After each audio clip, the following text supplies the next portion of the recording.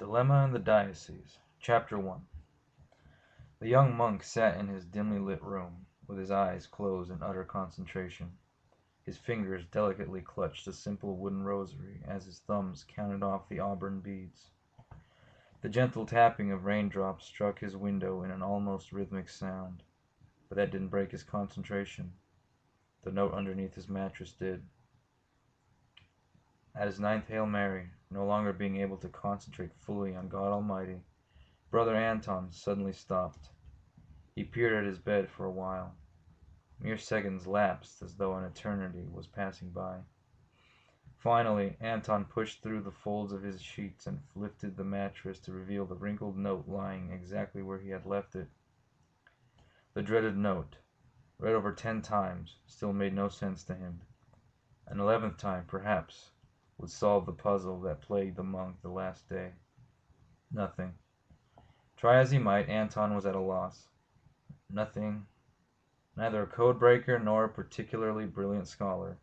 Its mystery continually confounded him. And still a 12th time revealed nothing.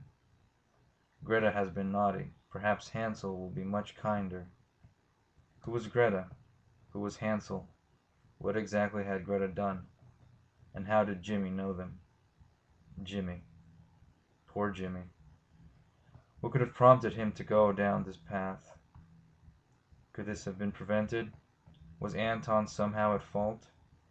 These questions could drive a man insane, so the monk tried not to dwell on them, at least, not for very long. Saturday afternoon, the monastery opened their doors for confessions. Located several miles from the nearest town, not many folks would travel up the mountain to have a priest absolve their sins.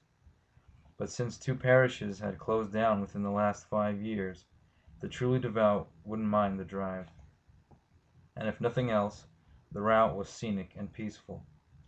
Much to the delight of the Benedictine monks, over a dozen families showed up.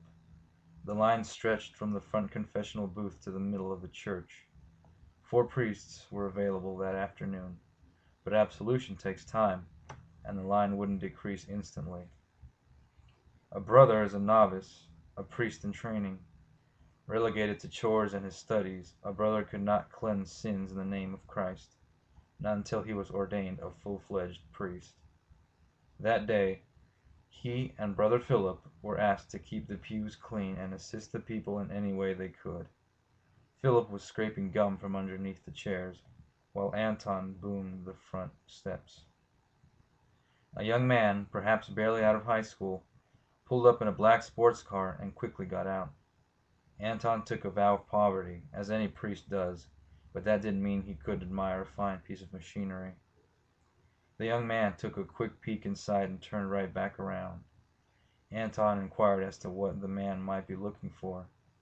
Frantically, he said he had hoped the line would have been shorter. Unsure as to why he seemed to be panicking, Anton tried to calm him down with friendly banter. He didn't get much out of him, only that his name was Jimmy. It was apparent nothing could ease his mind and nothing could stop him from leaving at that very moment. But before he left, he handed a folded sheet of paper to the monk.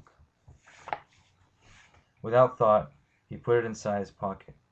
Anton watched the black vehicle dart from the parking lot and fade into the trees.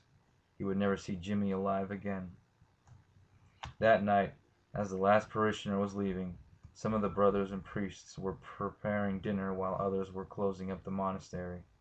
Anton turned on the rec room television while he fumbled through a box for napkins. Televisions weren't normally allowed in monasteries in the past, but now they were used for watching sports or keeping up with the news. Anton didn't like television much these days. A complete 180 from his attitude towards TV in his youth. The evening correspondent came on.